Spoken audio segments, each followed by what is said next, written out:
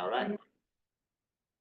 Wonderful. Yeah, let's go and get the meeting for Temple Plain Community Services District for Fire and Emergency Management Committee meeting started. Today is Wednesday, June 19th, and it is 3 p.m. Roll call, please. Axon. Here. Bardonish. Here. Peterson. Here. Great. All right, everyone's here, so let's go ahead and get to the first item.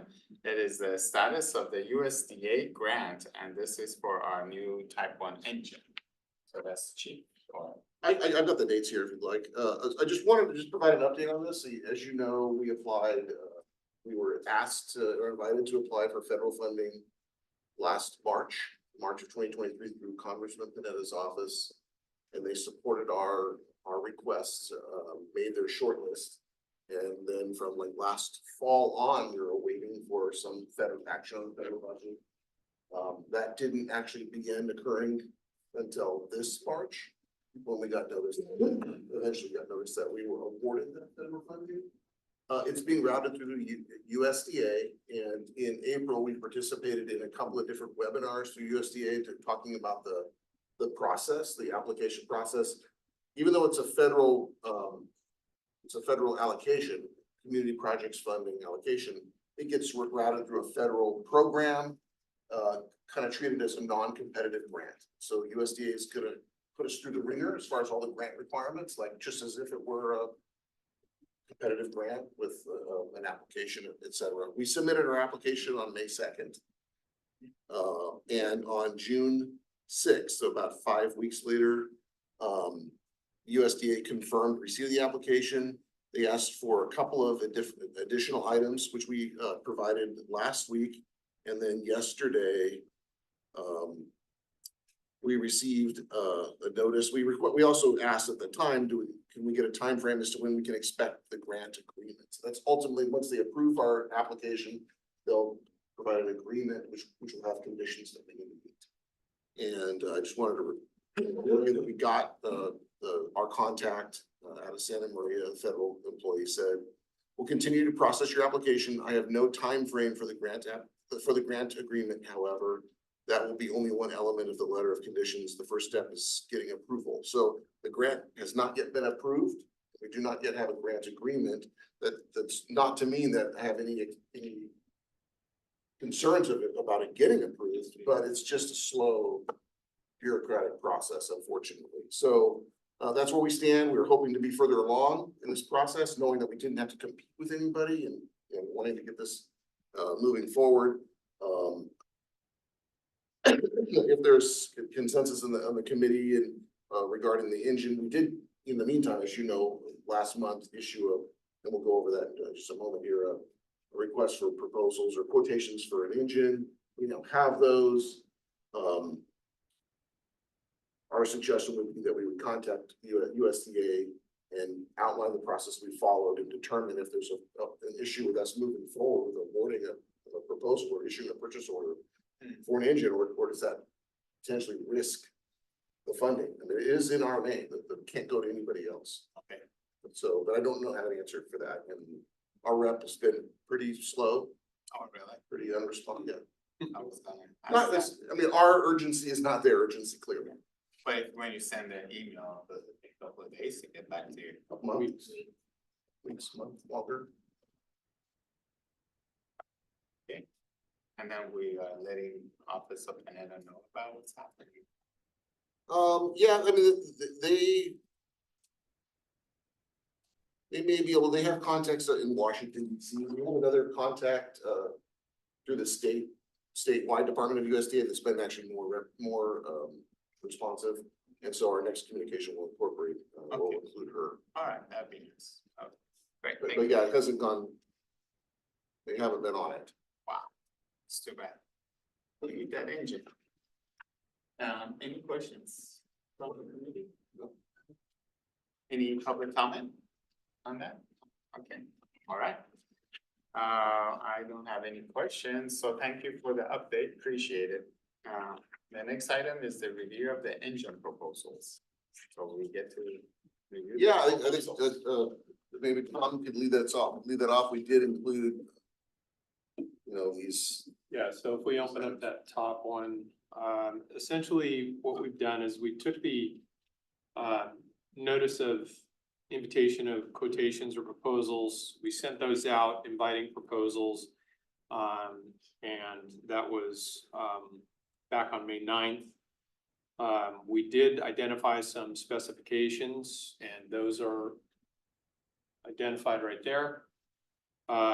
Those are the basic specs that we went after.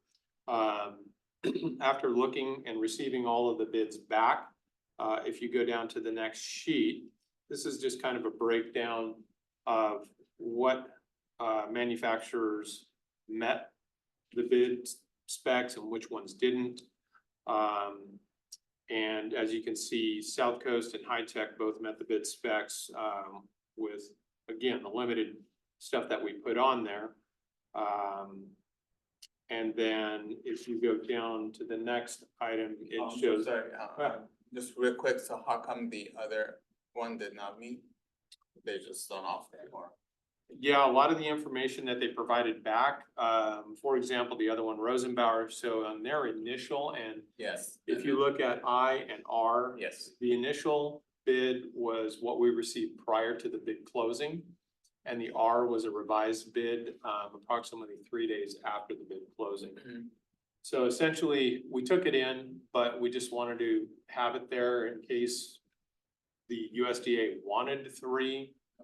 We can identify, yes, we received 3, 1 didn't meet it. So the information that they gave us with the bid specs, having the information from our NOI that went out to them, they just didn't meet or refused to give the information. Particularly, we said type 1 with pump and roll ability without an auxiliary motor. We know that Rosenbauer offered that in the past. They didn't put it in their bid spec. They added an auxiliary motor. And so they just kind of ignored that in the bid spec and didn't meet it. Same thing with the information on the 500 horsepower minimum motor. They gave us a 3rd generation motor. And it's the X10 and the newest motor is called the X15 from Cummins. And that's a 565 horsepower motor that needs that to be able to turn the pump on a 2000 GPM pump with an auxiliary pump. They didn't add that until later on the revised bid spec. So anyhow, they missed a couple of those items there. If we can scroll down. Again, with the service repair facility, they really didn't supply us with any data or information on that either. Okay. The 2 others did. The current, from my understanding, the current Rosenbauer repair facility is about 170 miles away. And then they didn't state anything about a mobile repair. Then if we can scroll down, and this is, yeah. Just one quick question. Do the powers to be, or will they accept the fact that you've got 3 bids, even though one of them? That's gonna be one of the questions that we're gonna ask USDA, and hopefully get a quick response. Yeah, I mean, USDA did Maybe indicate yours they, is one. for equipment purchases, they wanted the grant recipients to obtain 3 bids. And we actually got 4 really, right? But one isn't sufficient and the next one came late. And so maybe only, I guess, looking at this, I'd say only 2 are kind of valid or, have met all the specifications. Well, they're all valid. So for the feds, they'll all be valid. However, one clearly doesn't meet the specification. So they provided a bid based on, here's what we can provide. It may not be exact. So we shouldn't have a problem, Yeah. with getting them to accept it. We're being shouldn't. Yeah, I've dealt with this and Yeah. we've never had an issue with it. Right. Oftentimes we end up with sole source anyhow because of the repair facility or like units, et cetera. So then this is the cost breakdown, and whether or not they met the bid spec. So you can see the manufacturer on the left column, whether they met the bid spec on the second column, their delivery dates, on the third column. And as you can see, you know, unfortunately, South Coast has a very significantly increased delivery date. That's just the nature of Pierce now, but they have the lowest prepay price.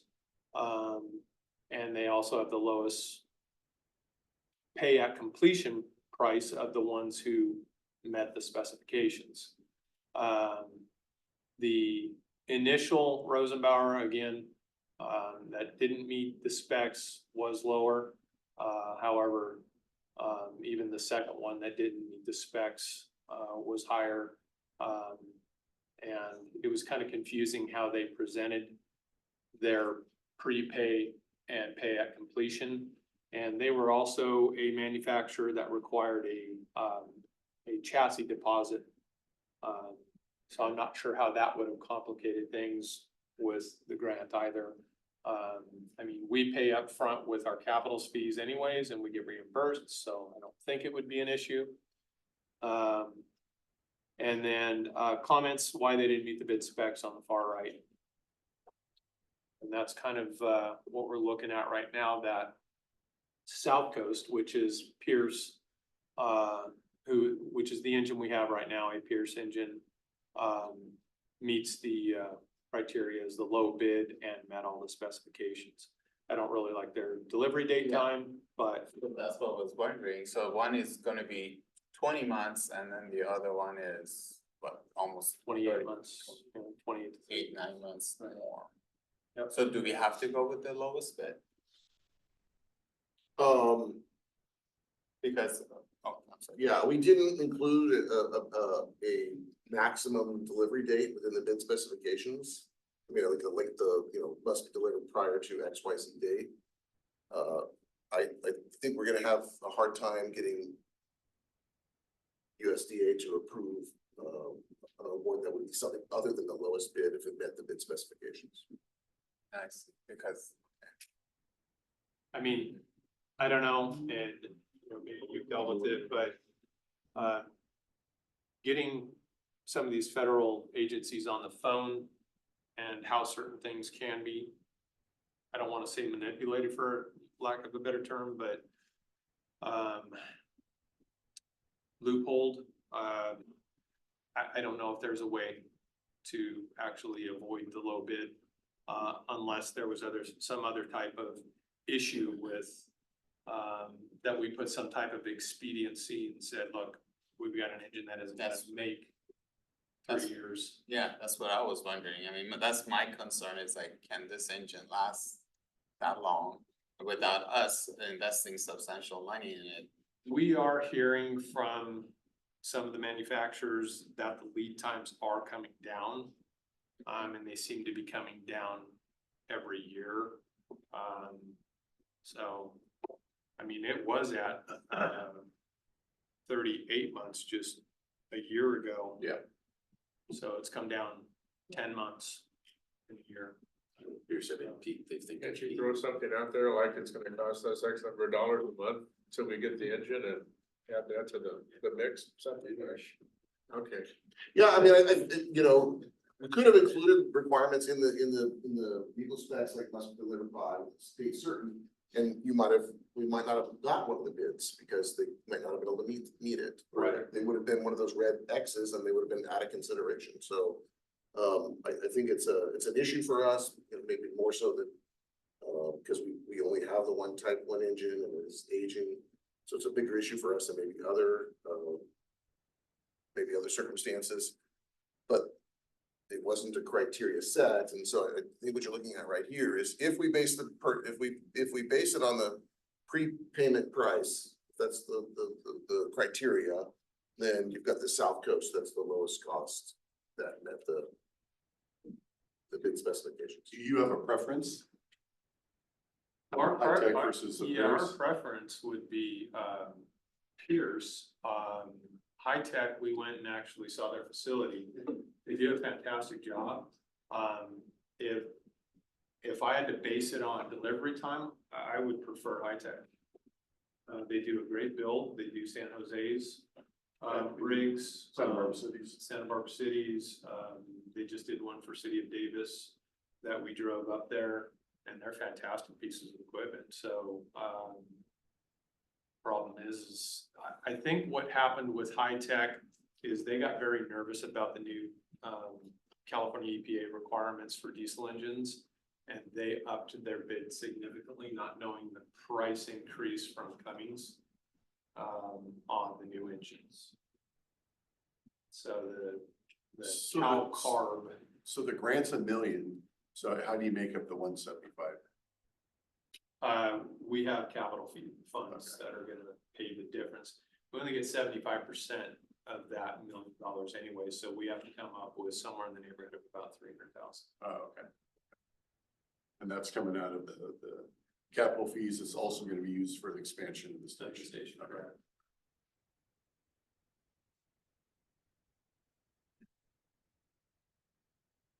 Yeah, I mean, I would prefer trying to see what we could do with high tech, but because that's 8, 9 months, that's all, you know.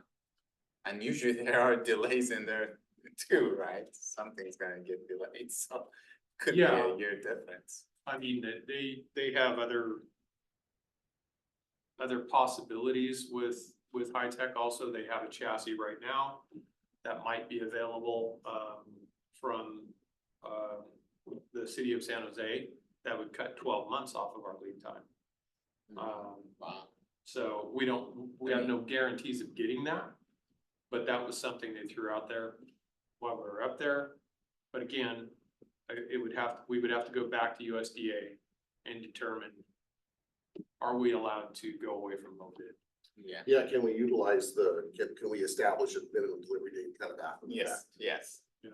Can we do that? That would be, It is a significant difference, yeah, and in the but, terms of, but there's also a significant difference in cost. If we use the pre-purchase price, it's $170,000 more. That's like, That will equip the you engine. know, that's 15% more, 17% more. That's a significant difference. are we gonna be doing prepay or are we doing pay at completion? I don't know if USDA will reimburse, I don't yet know if they'll reimburse us on our funds before we take delivery. Oh, okay. So essentially, if we prepay, it may or may not make a difference. We may still end up having to wait 3 years to get the money back. Oh, So that's a decision we'll have to kind of still make. Because our money right now is earning something like maybe close to 5%. And so if we go 2.5 years, that's 100 grand or 100. Yeah. 25,000. So- Assuming the interest rates stay good on that money. So that's why there's such a difference. We're finally in a better interest earning environment. yes. Yeah, I mean, the one pay at completion is only what, $63,000 difference, so that, for whatever reason, it's less Well, for between South Coast, high it's tech- 120,000. Wait, no. I'm like, Pay at completion. pay at completion for high tech versus South Coast, that's. Oh, I see. Yeah. Yeah, 63,000 difference, so that difference is cut in half almost, so. I mean, I don't know, maybe it's, okay. I mean, yeah, High Tech just didn't provide much of a discount, only like $13,000. Yeah, exactly, exactly, yeah.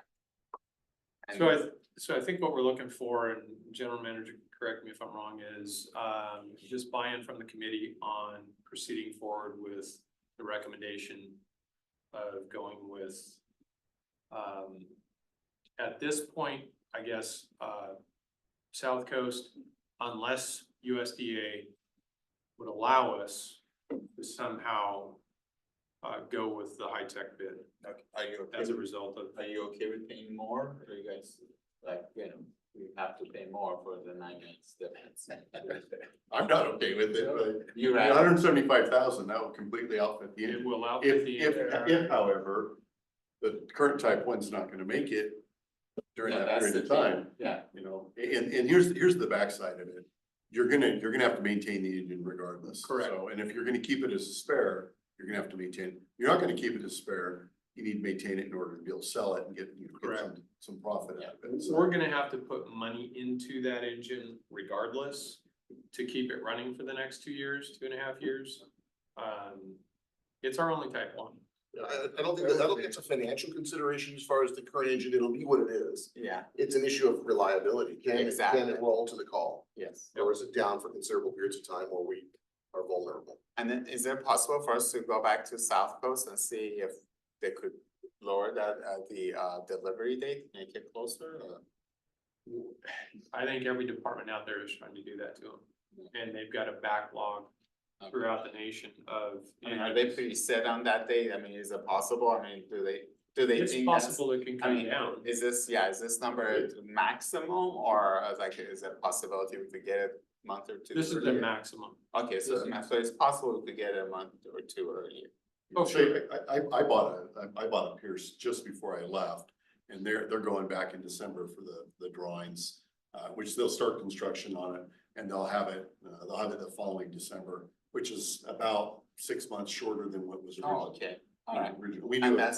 that's from 3 year. South Coast, from South Coast. Oh, okay, Yeah, it's Pierce, yeah, it's from South Coast. okay, all right, okay. And I think it's one of those situations where they want to give worst case scenario on that, because if we put something in the contract that, you know, put in penalties or something of that nature after the fact, then Yes. they're on the hook for some money if they don't deliver on time. And they're at the whim or at the mercy of some of these suppliers still. Okay. So the engine's not coming outfitted, so you're gonna have to outfit the engine, or you're gonna take the equipment, you're gonna get rid of the other engine. Essentially. That's the plan. No, or that engine will be a backup. Oh, Will be a okay. reserve Okay. engine, So so you're we're still gonna have to buy- equip. Right. Yeah. Our funding includes fully outfitting the engine. So we have $1 million that can be used, that can cover up to 75% of the cost of the engine plus all the equipment that goes on it. So we anticipate the total cost being more like $1.3 million. Okay, in that. Okay. So I've gotten, Plus one. Yeah, because of all the equipment that's gonna go on it. so That you're we wouldn't buy right now, because it's still 2 years away, but. Oh, this is okay. not fully equipped, so all the hose, No. and all of the SCBA's, the tools, the nozzles, all the Okay. different items that go on the So engine. that, so let's just stick with South Coast. then.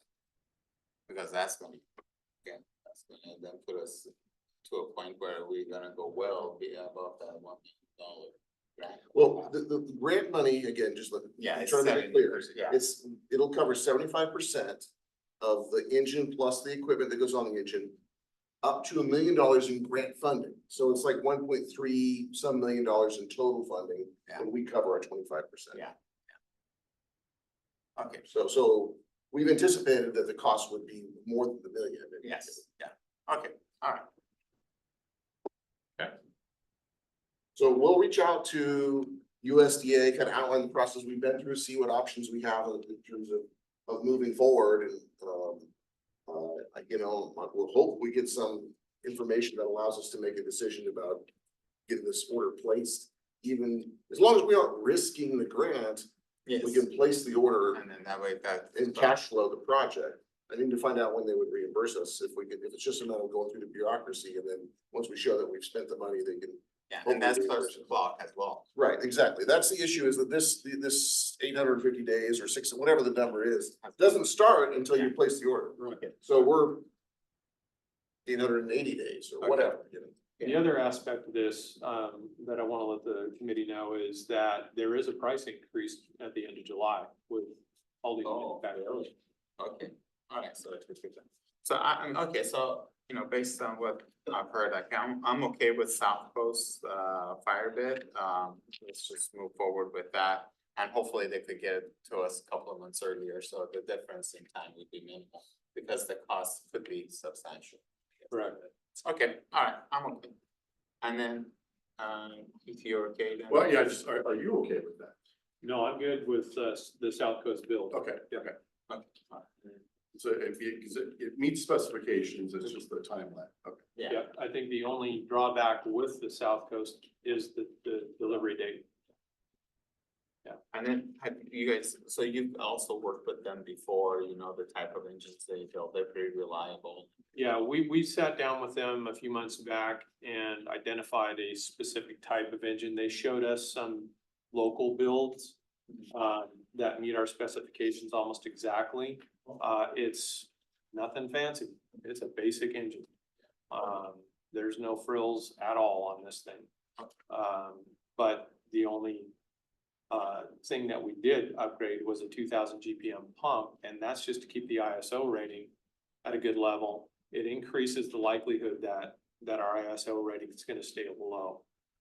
We have a large commercial area, and on our recycling fire, that 2,000 GPM pump would have come in significantly handy. I just wanna make sure that in terms of quality of workmanship and things like that, they do a good job, so, Oh, yeah, they're one of the top quality okay. builders in the nation.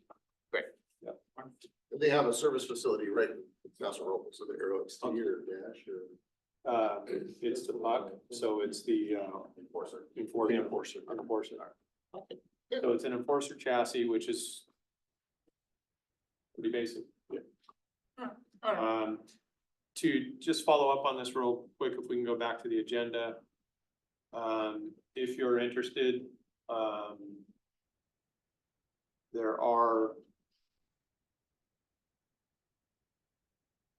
the 3 bids attached here, if you wanted to look at them. I mean, they go into significant detail. They're great for bedtime reading. So you can take a look at those and it kind of, by comparison, we went through those. Captain Goldblum did a great job on kind of comparing them, and we sat down and reviewed them pretty in depth, and that's when we determined Rosenbauer wasn't quite meeting Oh, okay. some of those specs. That's really good that you guys caught that. All right, okay, then, so we have direction for you guys, okay. All right, item 3, get to tour the fire station. Fire station. So we'll take a couple of minutes and go through the fire station, and this is kind of the prelude to the station expansion concept review. Okay. Okay, so we are back from the tour of the fire station. Any questions on that? Well, thank you for doing that. Appreciate it. That gives us a nice visual for the next item. And the next item is the station expansion concept review. So the station expansion concept review, again, like I said, last month, I attended what's called the Station Design Conference in Phoenix, Arizona. And just got a lot of great information with regards to cancer prevention, kind of the way that fire stations are being designed nowadays.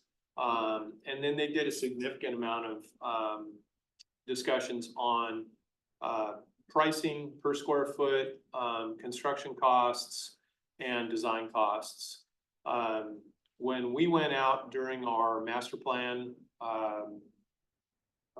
document and got bids with regards to our fees study, we were kind of at a peak, but it wasn't as much of a peak as I thought it was. Our estimates came back from the cost estimator at about 1,100 a square foot back then. After going to this fire station design conference, I got differing opinions from some architects, but they ranged anywhere from 750 to 1,300 a square foot, depending upon the location.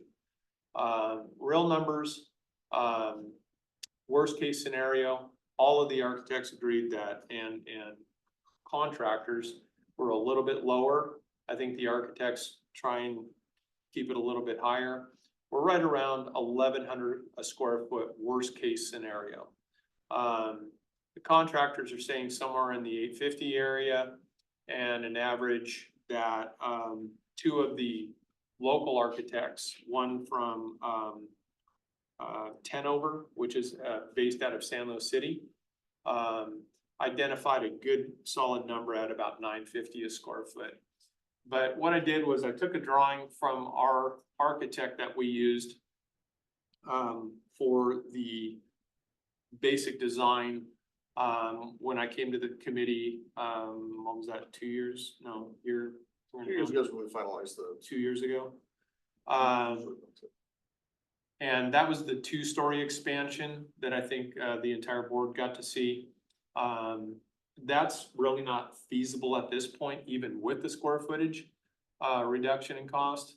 But if we went single story and then did a build out like we were talking about, on the bottom there. Added the clean room, which brings us into compliance with NFPA standards, to enter the other areas. So if you look at the, square with the X through it, that's kind of what we call a gross decon shower. Excuse me. That would be to clean off from any type of, like I talked about, being a biohazard or something along those lines, blood, vomitus or anything else. And then a clean table to the left up there. That's to clean off backboards, anything that was contaminated with blood. And we would have chemicals, cleaning chemicals to be able to clean off those types of items right there. So we're not bringing that into the station or into our office areas or anything. And then down below that, those two boxes are there to represent what are called the extractor. And that is a turnout or PPE cleaner for the firefighting, the structural firefighting gear that we wear. It's a special washer that is built by the industry to clean turnouts specifically. They have to be cleaned at a certain RPM, a variety of different things that I'm sure a lot of manufacturers within that business collaborated on and said, this is what you need to have an effective turnout clean. So once that's installed, next to it, we'll put a dryer. We just put a box there as an indicator. They have told us that using a dryer on turnouts is a no-no nowadays because of the breakdown of the actual material that they use, and even the Gore-Tex liners shouldn't be run through a dryer. So it would be kind of an air drying location right there. And then all of those numbered boxes, we would take the lockers from the apparatus bay and move those inside the clean room. That way they're not getting the diesel exhaust contamination. We'd also have the workout room, and that would take all the workout equipment out of the engine bay and put it back there where it's not getting contaminated from the diesel exhaust. A storage area, workshop, and again, a fairly modest living space, day room, and dining and kitchen area. You can kind of see the upstairs. That is the same exact footprint that's up there right now. The bathroom itself is the same location. We wouldn't even touch that bathroom. It would stay in operation. The circle or donut behind it would signify the location of the pole. And you can see down below into that medical room next to the chief's office there, identifies where it would come out the bottom, and you would be able to go out those doors right into the apparatus bay. 3 dorms upstairs, and all of them are same size. And then the addition of 1 bathroom right there, which would give us that second shower. Terry, if you can scroll down a little more. And then the last portion of the concept would be to, this is an inaccurate drawing, but the architect did all this for free, kind of moving this around. So I didn't want to take complete advantage of them and have them redo this also. This layout would not be the layout. The current bathroom, all we would look to do is expand that current bathroom and put a shower in there. And that would eat up the location of the engineer's area. And then we would move that office into the current captain's bedroom area or location. So right here. So the current captain's bedroom's downstairs here. And we would either move the captains back into that office, put the engineers up front, or vice versa. We'll let them fight that out. So that's the intent of the plan. And then I can get into some cost estimates on this. So that the captain could they take the shower downstairs. Downstairs, exactly. And then so the upstairs would be left for Firefighter and engineer, firefighter. yes. That would be 2 bathrooms, so basically everyone could take. We would have, yeah. We do have some, gender criteria that we have to meet. And that is kind of one of those bathroom segregation requirements also. And we're looking at that from that perspective also. Any questions on that? So why are we not looking at just having everything on one floor? Why do we need to try to like, add bedroom upstairs and a bathroom? And it just seems like upstairs is pretty, I mean, and maybe I feel like it is based on what I saw, you may have to go down to the studs and redo everything because, there's been mold in there, all the, wiring, electrical. We've remediated all of that. Yeah, but I mean, why can't we just add something, right, on the first floor there? What was that the next step, or you're gonna give us what the prices are? I'm gonna give you the prices, yeah, correct. So downstairs, we're kind of at our max square footage that we can afford. You can't make it any bigger downstairs. No, and that was the whole intent. That's what I was was to wondering, do- the backyard, how deep it's We're there, about 13 feet away from that back fence.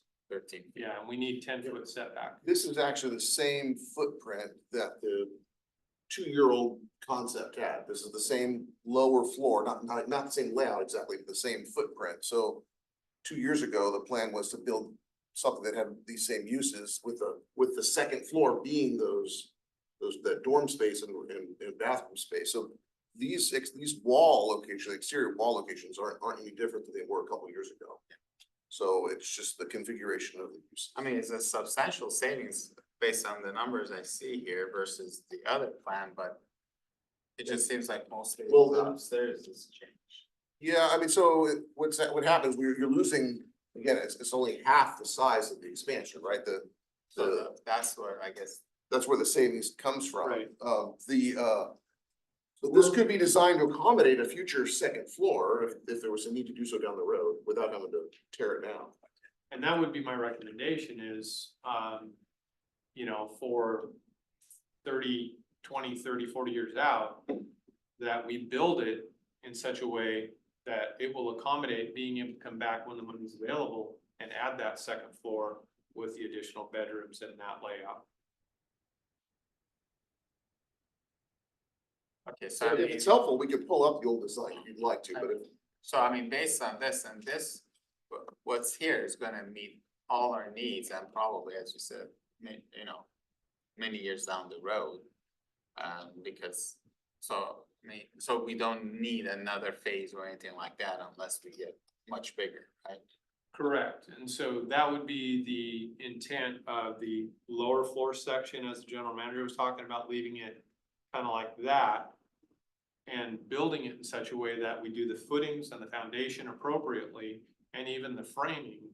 To where we could come back after the fact and go up without any significant work on the lower floor. yeah, you might recall there was a staircase that existed in this part of the facility that got to the second floor. And while this construction is going on, where are the firefighters gonna be? I mean, how is that gonna interrupt? So the intent here would be to build, and I'll call it base bid A, if you look at the handout here for the fire station expansion proposed design.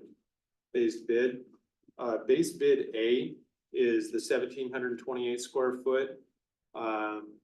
So we're talking about a $1.6 million estimate there, at 950 a square foot.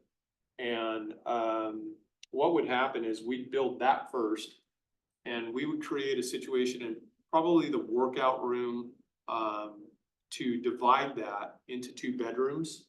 And we wouldn't move the captain out of this bedroom until this was completed.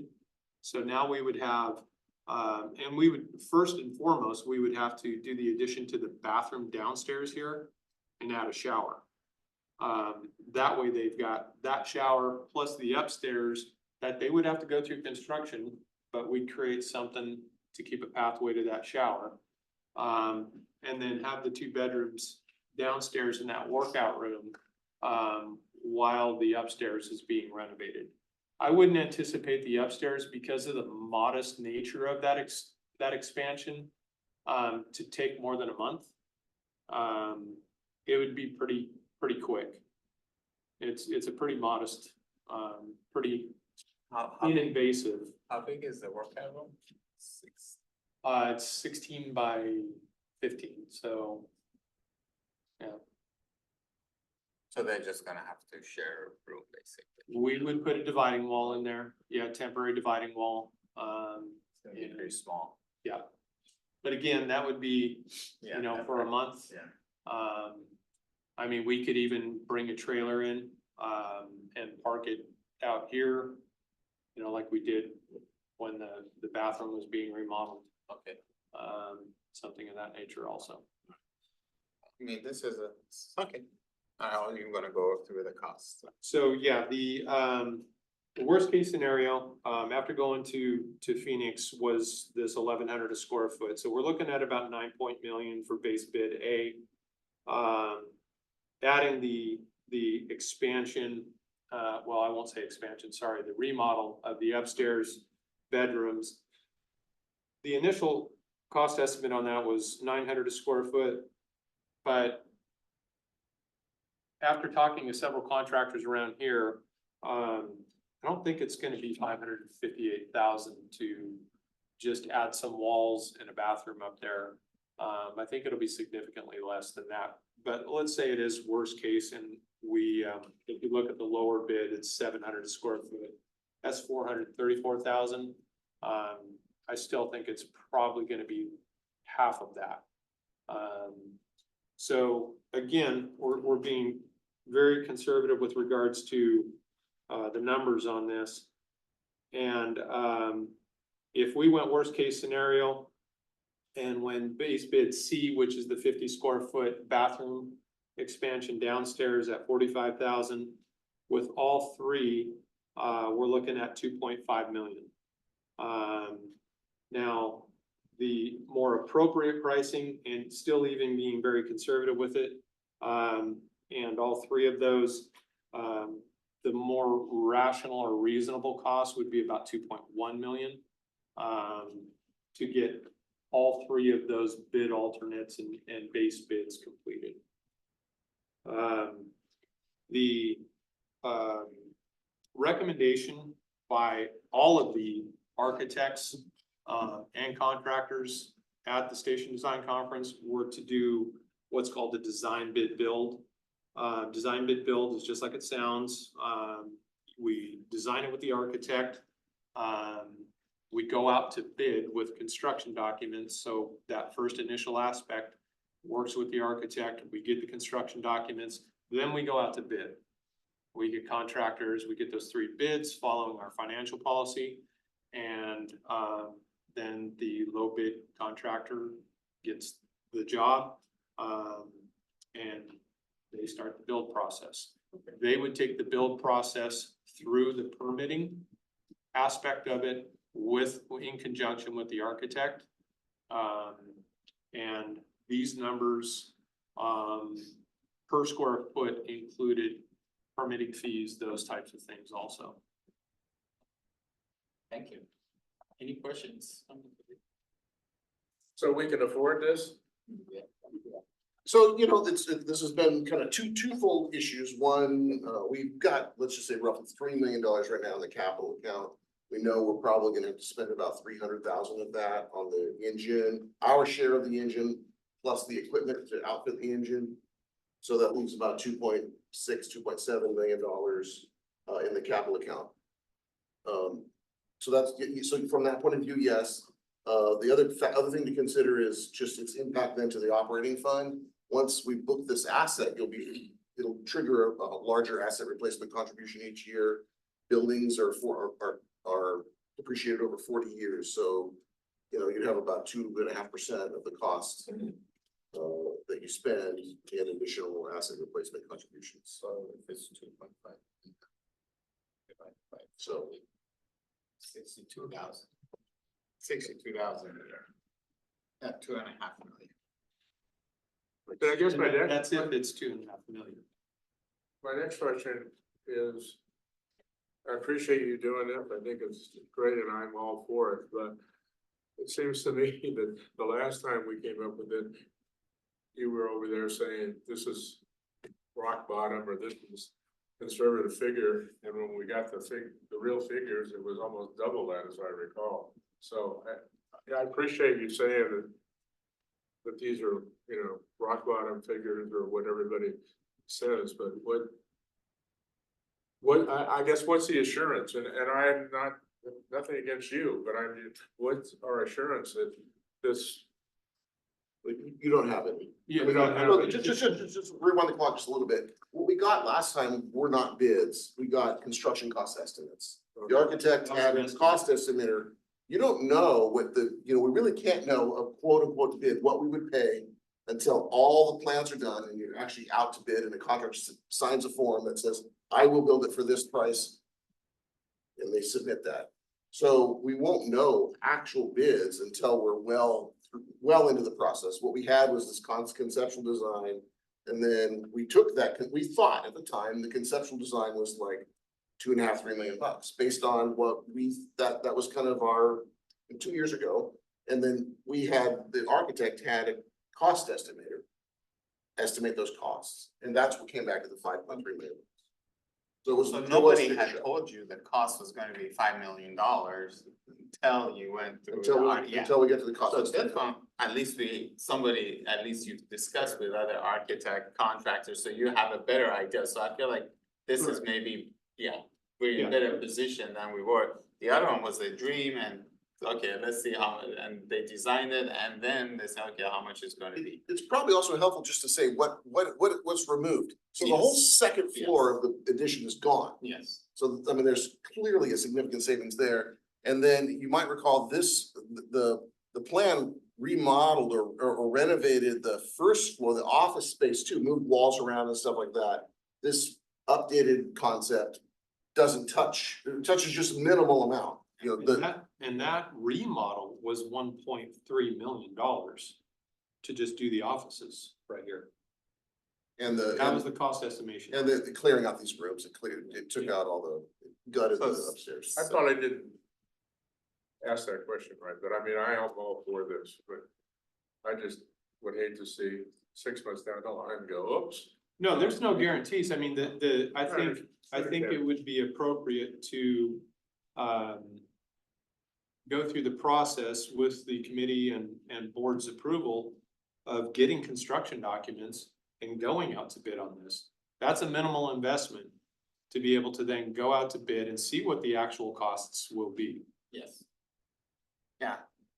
No, I'm comfortable with the cost now. I mean, obviously when it was 5 million, it's like, no, forget it, we don't have the money, but at least I see a little light at the end of the tunnel, so I see we could afford this, and I know it's gonna affect our operation budget with 60,000-70,000, but that's something that I think we could look at, try to figure out where we could get that money from. So I'm okay with taking the next steps, and then I was just wondering what Keith thinks of this. Yeah, so I guess the first question, is it prevailing wage? Is that? Yes. And then when you go to bid, you're gonna bid each of these independently. So it's not a holistic, they're gonna bid the entire, all three, We'll bid it as a package, but we'd like them to break it out into. with the A, note that B, they and C. may only get a section of Correct. it. Okay. Yeah, well, I think the issue is we need to orchestrate the order of the activities in order to continue to use the facility during its construction. So that's gonna cost more, right? Since we tell them how to do it, that's gonna end up costing us a little bit more because they can't do all the drywall at the same time. So we gotta do it in segments. Yeah. And then I guess the only recommendation would be is to have a contingency plan. If, but the priority, it seems like it's gonna be the larger section back behind the engine bay would be the priority. Yep. But if for some reason, for whatever crazy reason, it came in much higher, what's the contingency plan of, okay, then maybe we don't remodel and we use our existing footprint upstairs and downstairs minus the new section or whatever you come up with. I do think that that's an option, a kind of a worst case scenario. I mean, I didn't want to present it that way because I think we really need the overnight space. But it's possible, not great, but you could build this lower section and then just do this lower bathroom, and then you have at least Yes. 2 full restrooms. If in fact cost came in so high that you couldn't touch the upstairs. And the architect even recommended, he goes, look, so we put the number of 700 a square foot, 434,000 to take down 3 walls and add 1, 2, 3, 4 walls Yeah, I as mean, bathrooms. don't get me wrong, I mean, almost 500,000 or what, 430, that's exorbitant. It seems like, I know the bathroom's gonna be in the plumbing, that's gonna be expensive, but. Yeah. Put walls up, So, and, understanding construction costs and how construction works, for a lot of years, the construction itself, worst case scenario, as the architect put it, he goes, you guys could potentially do that remodel of the upstairs in-house. So that's one worst case scenario option. so and one thing after our last meeting, I followed up with Chief Tuggle, because before I left, we had Tenover come in to remodel one of the stations and then rebuild 2 of the outstations. And it was 8 million for the remodel of 1 station and 15 respectively to build 2 matching stations, Station 4 and Station 3. So just to put it in perspective, I mean, it's a considerable savings or a discount, I guess, 2,000, even 2,000 or 2,500,000 is that's not bad. Yeah. Because I was shocked to hear that, but it basically encompasses all the things that you're getting here, on just a little bit bigger scale. And keep in mind, we have an existing building. We're not adding a whole lot, and it's very, very modest. Is there anything you want that's not on here? I mean, within reason. Well, let's see. You were I far heard too that. kind. I heard that. What do you guys think of the plan? I mean, based on what you see, Public feel like comment. is it Yeah, comfortable? public comment. Been long, Brad. Huh? Very long. It's needed. Yeah. Very needed. But I mean, do you guys think this would work? This Oh, is yeah. what you're Oh, looking, okay. Well, just the addition of the bathroom and the 3rd bathroom downstairs, there's been numerous occasions we come back from call and And Catherine don't get out of D block, so take your number and then wait for the, take your shower and it's much needed as we continue to get established and move forward. Needs to happen. Okay. So. So, yeah, I think the next, if we were to proceed down this road, we would need to get the architect to give us a cost estimate for doing the construction drawings. We had something from before, but that was based on this larger scale. And, we selected the architect based on an RFP process, and this architect, Rubio Medina, has done the design work to date. So it would, unless there's an objection, we would continue working with Rubio. He's got kind of a running start. And, once we had a cost estimate, we could bring that back to the board for a budget amendment to consider funding that work. So I would assume it'd be less expensive going through him because he already has the familiarities, less timing and things like that. Is he local? No, he's out of Irvine. But the one thing I also learned in Phoenix is when you have an architect already involved and understands the project and the needs of what you've established, it is easier to work with them to be able to identify your limitations, number one. And then he's getting bids from all the local contractors. So that's gonna help out significantly. I don't know if it's cheaper to stay with him. I think it's faster to stay with him, because we've already done this work to date, Oh, I see. Yeah. Okay. assuming he's got availability in this. Yep. So again, this will be a very traditional process. If we go that route, you'd be paying for the design work. And then, we've ensured that the plans are permittable. That's something I would wanna definitely make sure we see as all the challenges we're having with Everest Park, with the county, because this, we don't have an exemption for building permits for these kinds of improvements. We have to go through the county permit process. Painful, like going Well, I to was the dentist. gonna ask that question. Um, without Novocaine. So we have that, so we go through the process, then it would be bid out, and it's only at that point would you really know what our costs are gonna be. We'd have hopefully multiple bids and a contractor that says they'll do it for this price. And just for the committee's information, I have reached out to a county planner to identify whether we can actually do that back there. And they have indicated, yes, it's a, some term I'm looking for, it's a usable, it's a use, it's the proper use. All right, wonderful. So we'll just go ahead, I think, give you the direction, yeah, go ahead. Yes, continue. we'll contact we'll get a cost estimate or a proposal an updated proposal from the architect for the cost for the design. Sounds good. Well, thank you, Chief, that was, I think it was great that you were able to put this together, I know it's not easy, but to be able to get these estimates, so that way we feel more comfortable knowing where we headed, so I appreciate that, we appreciate that. Absolutely. Thank you. Pleasure. Even though you had to run into a board member. I know, yeah, that kind of shocked me, sitting in the. Oh. airport. Okay, next is One more. Does this go into the board now, or is you just gonna? I don't think I need anything from the board to get an updated cost proposal from the architect. We would bring it to the board once we knew the cost of getting the design work done. Unless you prefer, if you feel like tentative about it, you say the board should give the full direction. We're not expending any money by asking the architect to give us a proposal. No, I'm provided that. I was just curious. We don't have a budget for this though right now, so the board would have to approve a budget amendment and authorize the funding for that work. Okay. so next item is the weed abatement status. So this is just real quick update for you. We had about 145, well, as you heard last night, about 145 lots that were identified. We identified 9 as needing to be cut.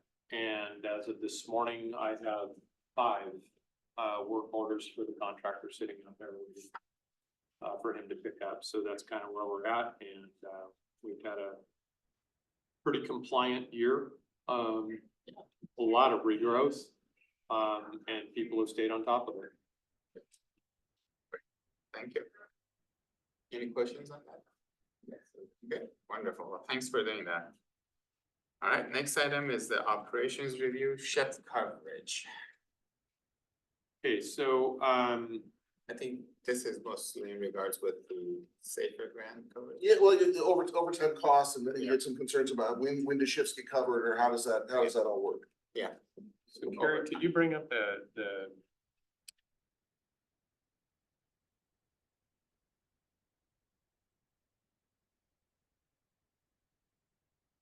yeah, that, and then scroll down to the org chart, of the fire department. Right here. Center that somehow. So these are the 3 different shifts, and as the board may or may not, or the committee may or may not know, there's 3 different shifts. Each one has a captain, engineer, and firefighter. Because we have part-time firefighters, we have firefighters that split a firefighter shift.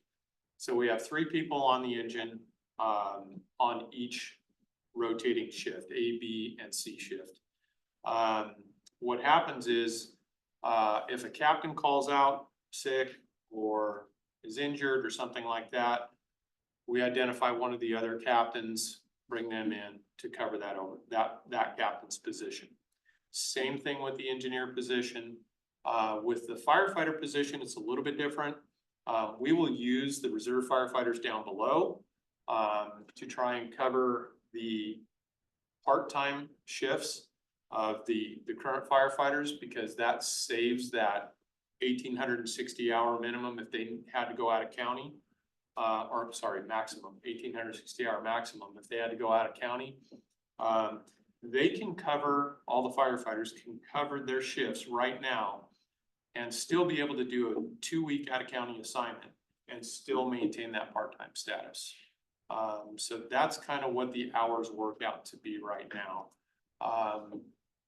If a situation like we're dealing with right now where, we're potentially losing an engineer, we're using the other engineers to cover that position right now. Surely because of the training level.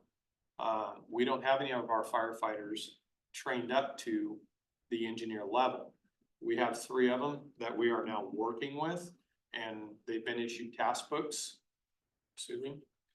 Getting ready to. Just about ready to issue task books to these 3 firefighters, and they're gonna go through a very condensed engineer academy. What we don't want to do is rob firefighters of the potential to learn the firefighting role and throw them into an engineer role. Technically, it can be a bit dangerous, from the side of being able to engineer a fire and understand what's going on if they don't understand the firefighter role first. So that's kind of I can answer any other questions with regards to how we cover and. So I think this came up during our budget committee that we were, finance committee, we were looking at everything, and so we started looking at the overtime cost for the fire department, and as you know, right now, the overall budget for fire department is very tight. It's the tightest of all the departments that we have, so we have every penny counts. So the concern was the overtime could grow rapidly, like we have already set aside an amount, I think we budgeted $63,000 for the next fiscal year, but the concern is that amount could grow substantially. And one of the reasons was that it's possible because we have the SAFER grant and we have two engineers for the SAFER grants. So if the engineers from the SAFER grant, whether they're sick or, they're on vacation or something like that, we are asking our regular, our non-SAFER grant engineer or, to take over, which causes overtime. So I was under the impression that our model, because of Measure A, was that to have 2 people for each shift. And then we ended up getting the SAFER grant, which we added the 3rd person. So we had a model for, with the Measure, we had a model, but the SAFER grant, because of SAFER grant, we've got additional engineer now. So my thoughts are that we gotta make sure we stick with the SAFER grant and make sure that it's not costing us any additional money because we are allowing overtime. Because we're allowing overtime with other, like the engineer and things like that, so that's the concern, and I would basically trying to watch the budget basically. I would have to see a breakdown of what the non-out-of-county assignment overtime looks like. The significant amount of overtime that I think we've incurred this last year was our out-of-county assignments that hit that overtime budget, but those are all reimbursable. Yes, I understand that part. Okay, so with regards to the sick, vacation, Yes. and those types of things, with regards to captains and engineers, there's not much we can do with the captains. The captain has to cover the captain. Yes. Yeah. The engineer positions themselves, if we don't cover an engineer position, then we're putting an added burden on top of the captain. When I first came on, it was my understanding that it wasn't 2, it was 2 and a firefighter Yes. during the day. Yes. So we had 3 during the day and 2 at night. And that was kind of the role that I understood was the model. Obviously, the best scenario is to keep 3 on the engine at all times. That's the safest and best scenario. We had the Sunnyside fire, where we had 2 people on the engine. We couldn't extract a rescue if we had. No, I understand that, and obviously it's best to have, the more the people you have, that is better, but the budget is really tight.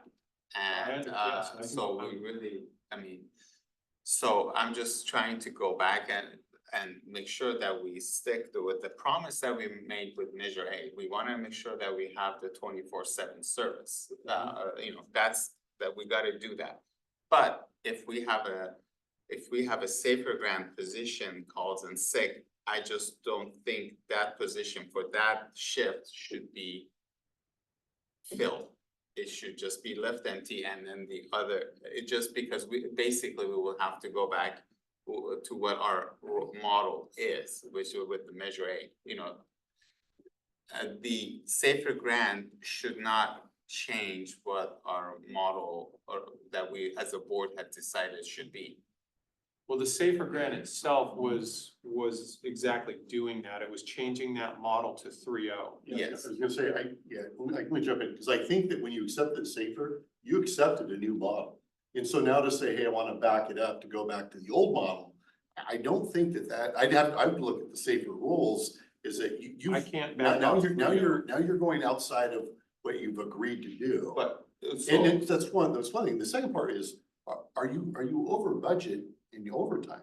Were you over budget this year? Yes, And standard overtime, not out of county overtime?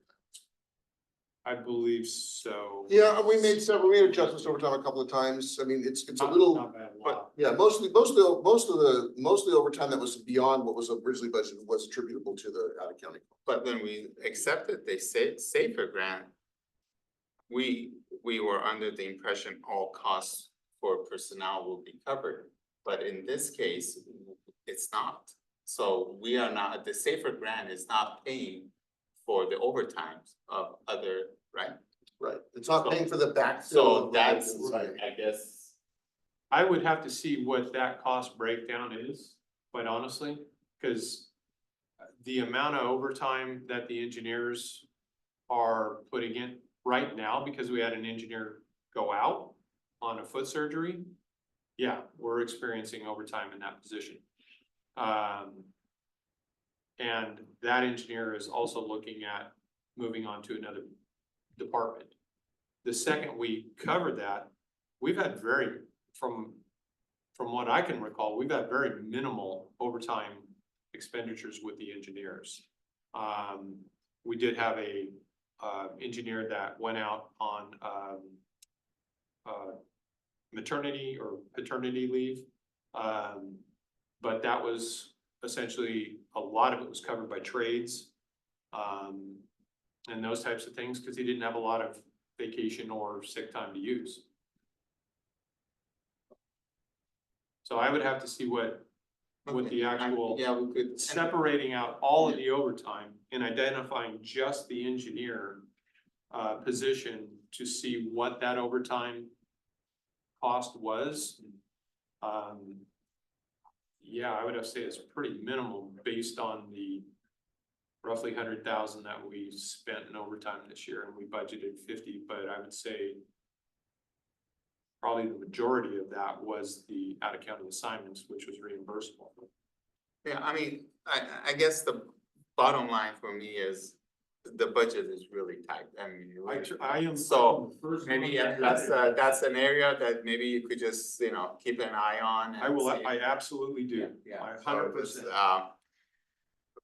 I don't know, because I don't know what else we could do to get some revenue, but I tried, And I appreciate that, and I really do, and I want the committee and the board to understand.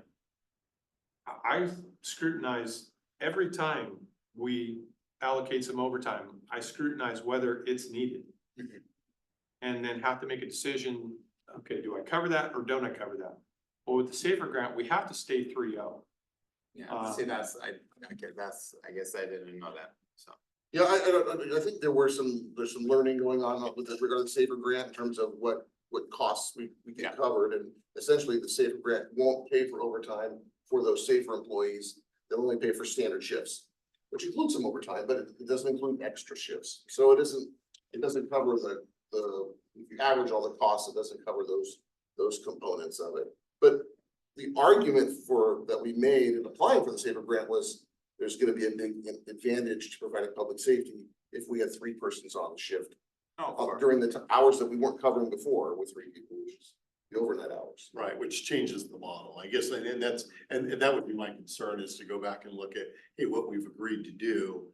To be able to step it, to walk, I don't think you can walk that, just at least the way I understand it.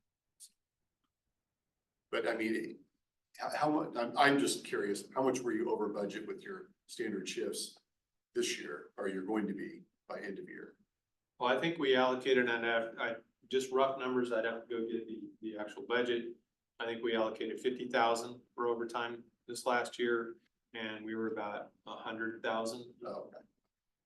So about 50,000 over, but again, I think probably 45 of that was out of county assignment. Oh, That's okay, reimbursable. okay, so take out accounting, how much were you over budget with just your standard? That's what I'd have to sit down and figure out So you think about 5,000. roughly. And we just approved the budget for this year for everyone, and the fire department, it's 25,000. It only has $25,000, but in positive, so it's very close to. It has some money obviously in the cash reserve, but the budget is very close, so we just have to be careful. Any questions? Any questions? All right. Next item is the SAFER grant requirement review. Okay, so the SAFER grant, again, we had, gone after this last year. I think we're gonna discuss this obviously on this last section. We were looking at re-upping the SAFER grant, and kind of looking at where we're at with it. As far as being able to, cover that 3rd person on the engine, we were talking about an $830,000 essentially gift to the community for 3 years. That has added that 3rd person, especially that 3rd engineer, to the 2 other shifts, which has been absolutely essential. 2 of the incidents that I can think of right off the bat was La Cruz and Ramada, where we had 3 people. We did a rescue on one, and then the La Cruz fire. We were first on scene for several minutes, with only 3. If we would have only had 2 people, I would imagine we would have lost part of that building. It would have gotten inside, and the majority of that recycling and debris would have taken off interior of the building. That additional person is significant in that regard. Being able to allow the engineer to do their job, the captain to do their job, and the firefighter to be able to initially put fire on the water on the fire is significant. So I just want the committee and the board to understand the significance of that 3rd person. It's essential. And trust me, I'm well aware of the cost of that 3rd person too. But it's one of those situations where it's a cost versus gain type thing for the community. If we lose 1 life as a result of not having that 3rd person, I don't know. That's something that the board would have to look at and make a determination based on what our budget is and the cost versus gain. The SAFER grant this next year round, I've reached out to my SAFER grant contact, and that person won't be able to get back to me until the 21st. I apologize, I didn't print it out. I was gonna print out a section for you, but it appears as though we will not be able to go after the SAFER grant this next year to reapply. It's very obvious in what's called the NOFO, the Notice of Funding Opportunity, that, you cannot reapply for the same positions.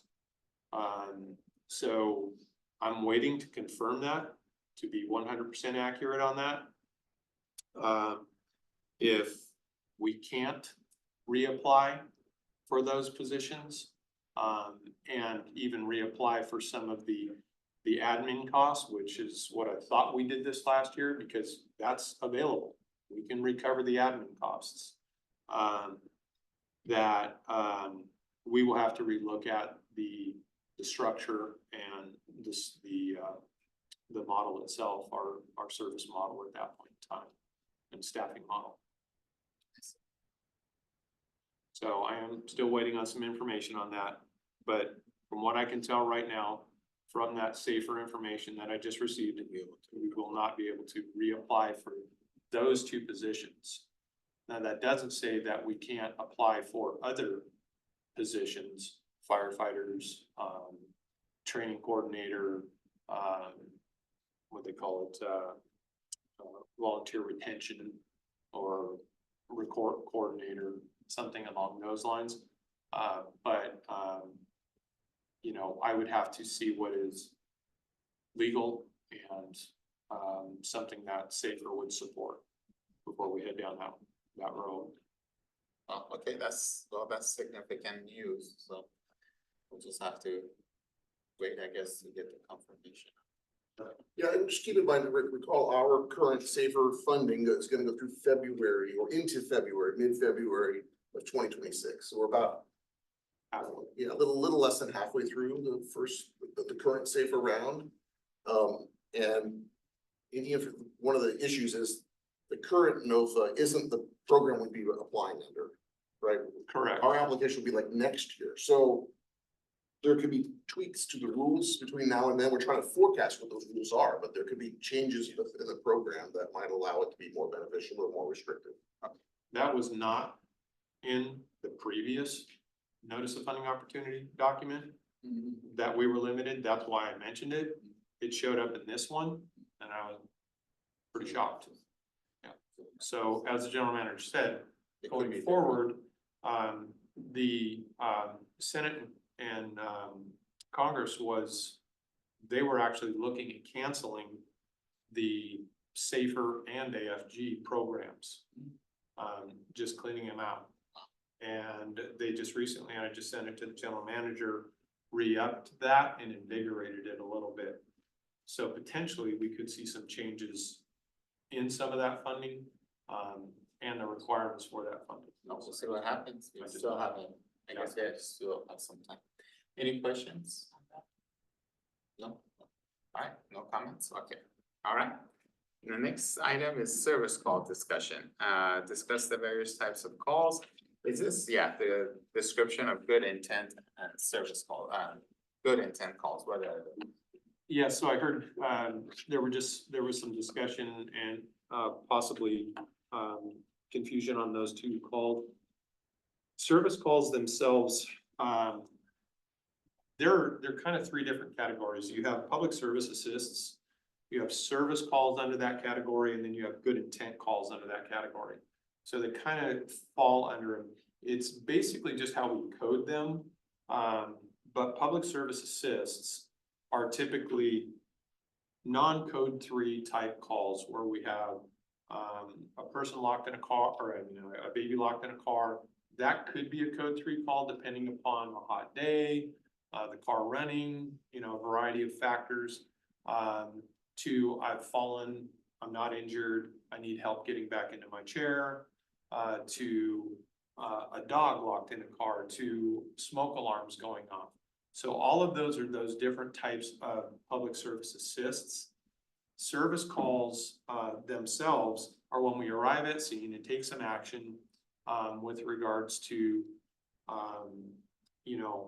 getting the dog out of the locked car, the baby out of the locked car, or helping somebody with a water leak, or helping with smoke detectors. Those good intent calls are kind of mixed in there with those, because a lot of times with smoke detectors and those types of things, those are good intent calls. But good intent calls are also where we're dispatched and canceled en route. So it's a good intent that we're heading that way, but we've been canceled en route. And so we throw a lot of those calls into that category also. But they're all under that public service assist category. Yes. Did that make it any clearer? Yeah, I know, I mean, it's interesting just to see the type of calls that could be in a good intent. So I printed this out, and essentially the service calls were 4, and you can see under that category, good intent. We were sent to, 2 dispatch canceled en route, 2 vegetation fires, 1 EMS, which was probably a vehicle accident that was non-injury that we got canceled to, and then an alarm system sounding, due to a malfunction. So smoke detectors going off or something of that nature that we potentially either got canceled on, or we arrived on scene, you got low batteries or something of that. Do other fire departments charge for these services, or is it pretty standard? No, that's, Only for a period of time, you know, alarms. if we get, what we call, repetitive alarms, where we have a facility, for example, let's use Twin Cities. And they have a bad detector or something like that, that they're just not repairing. And we keep going out. Typically, the magic number is 3. I was wondering. And then we identify them as saying, hey, you need to correct this, or we'll start charging for So a full engine company response after this. because, yeah, one concern is if you start charging people, then they're not calling 911, and then who knows what, it could turn into an emergency, so. But at the same time, so I like to hear that, hear that you're saying that if there's repetitive problems, then you'll start looking into. Absolutely. Okay, We so- do the same thing with medical calls. So if we get what we call the repeat offenders Okay. that are constantly calling us, and we go out there and they're meeting us at the front door with purse in hand and jacket and ready to go. Oh, yes, I've heard that. Yeah, that's one of those things. At a point, what we do is we start getting other services involved, Okay. adult protective services. And we start looking into mental health issues or health issues or something along those lines. And then we can also charge them with abuse of the 911 system. Because you don't wanna also see your resources go towards something that is non-emergency, and then when you do have an emergency, then you don't have the 100%, staff. So, yes. so that's good that you guys Right. did. Okay, that was fun. Bob, I had one question. Any? Just a question, do you do lift assist? What's the name of the care facility across from Twin Cities? You guys Vineyard go? Hills, What's that? Vineyard Hills, Do you guys do lift assist there? not lift assists, Okay, no. okay. They have to be legitimate, active, emergency calls there. We do, No, that's fine, it's just, yeah, cause that's one that we charge for that. And oftentimes they'll just pay it because they're making so much money, they don't care, but. well, and I'll just refer to these guys. Have we done a lift assist at Vineyard Hills in a while? I've never been dispatched. No.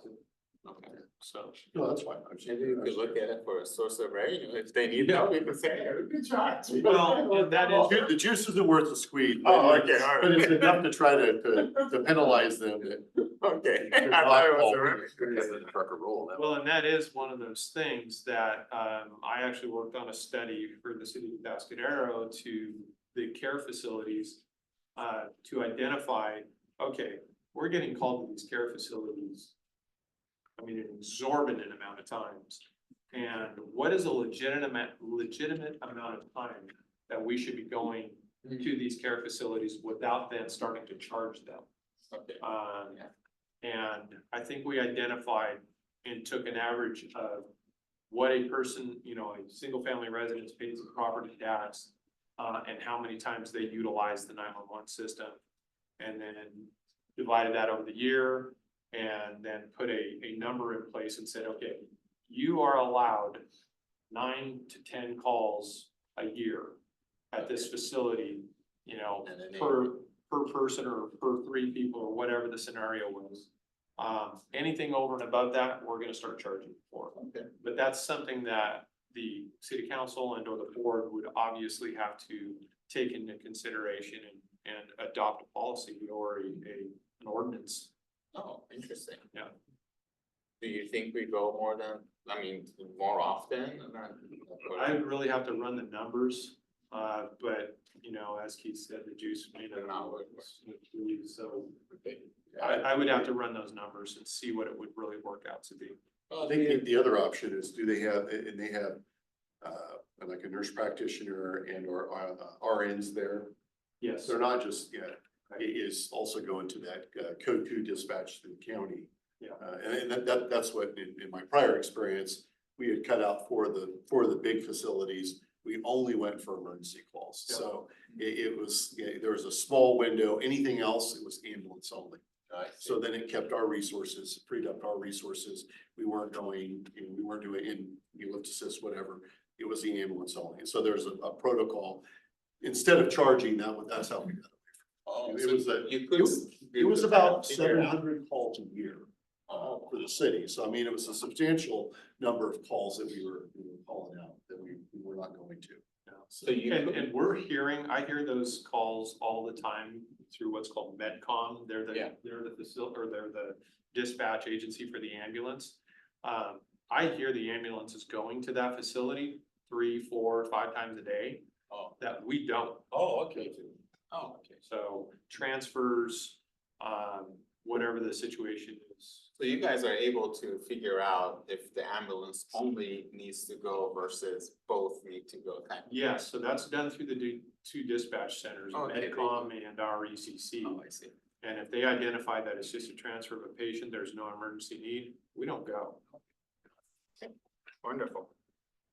Okay. Thank you. And then I guess future items to discuss. Any future item you guys like to see to discuss? Yeah, where we're gonna get the money. There's always. Your money. I would like to thank you guys for showing up. Really good to see you. Thanks for what you do. Of course. Thank you guys. Thank you, yes. All right, so, yeah, I guess we're just gonna get updates throughout as, with the, grant as well as, the updates for the design of the fire. I'm really excited about the firehouse expansion or remodel. Yeah. So I think if it works out, the numbers, at least right now, is within our budget, so that's good. You know, like Kevin Wall said, it's long. Yes. All right, well, I guess meeting adjourned. Thank you very much for coming.